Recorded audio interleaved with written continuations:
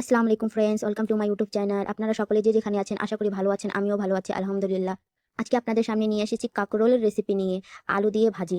আমি যা দেখালাম সেটা কাঁকরোল ছিল, মিহি করে কেটেছি, আর এইখানে মিহি করে আমি আলু ভাজি কেটেছি।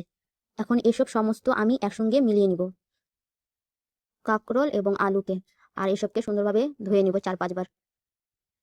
ফ্রেন্ড, আপনাদেরকে এই রেসিপিটি যদি ভালো লেগে থাকে প্লিজ আমার চ্যানেলটিকে সাবস্ক্রাইব করে দিন আর লাইক কমেন্ট করে দিন। যদি আপনাদেরকে বুঝতে ভুল হয় তাহলে আমাকে কমেন্টের মাধ্যমে জানিয়ে আমি ভালো করে বুঝিয়ে দিব। এই তো পরিষ্কার পানি দিয়ে আমি 4-5 বার ধুয়ে নিব এভাবে করে।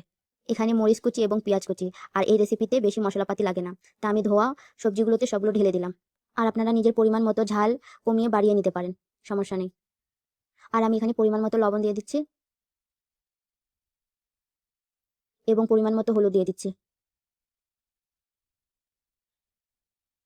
তারপর এখানে সয়াবিন তেল দিয়ে দিচ্ছি এবং এসবকে এখন ভালো করে হাত থেকে মিশিয়ে নিব। আর যতই হাত থেকে মাখবো ততই ভালো স্বাদ। আপনারা এভাবে করে হাত থেকে ঝটপট করে মেখে রান্না করতে পারেন। আর আমার চ্যানেলে সব সময় ঘরোয়া রেসিপি থাকে, আপনারা প্লিজ এভাবে করে ট্রাই করতে পারেন। শর্টকাটে ভালো রেসিপি আমার চ্যানেলে থাকে। এই তো আমি ভালো করে করে একদম মেখে নিচ্ছি। এই তো আমি হাত থেকে ভালো করে মেখে নিয়েছি, আর দেখুন পানিও ছেড়ে দিয়েছে। এখন আমি সবগুলো একসঙ্গে ভালো করে বসিয়ে দিব। আর এখানে পরিমাণ মতো আমি পানি দিয়ে দিব। বেশি পানি দিতে যাবেন না, নাহলে বেশি সিদ্ধ হয়ে যাবে। আপনারা নিজের পরিমাণ মতো আন্দাজ করে পানি দিয়ে দিবেন। আর দেশি আলু থাকলে একটু বেশি পানি দিবেন। এই তো এখন আমি চুলাতে বসিয়ে দিব। এই তো আমি 4-5 মিনিট পর এখন একবার নেড়ে দিচ্ছি। এটা আমার ফার্স্ট টাইম নেড়ে দিচ্ছি আমি। এই তো এখানে আমি এখন দ্বিতীয় টাইম নেড়ে দিব। আর এখন দেখুন অনেকটা পানি টেনে গেছে। আর হালকা হাতে নেড়ে নেড়ে দিতে হবে, বেশি জোরে জোরে নাড়া যাবে না, নাহলে সবগুলো ভেঙে যাবে।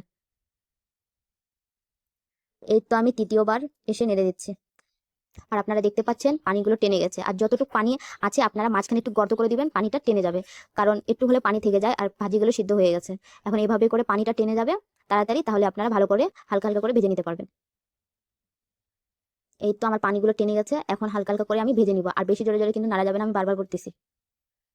কাঁকরোল ভাজি অনেক কেউ খেতে পছন্দ করেন না, আর অনেক কেউ অনেক পছন্দ করেন। আর আপনারা যারা পছন্দ করেন না তারা এইভাবে করে একবার বাসায় ট্রাই করবেন, অবশ্যই আপনাদেরকে ভালো লাগবে।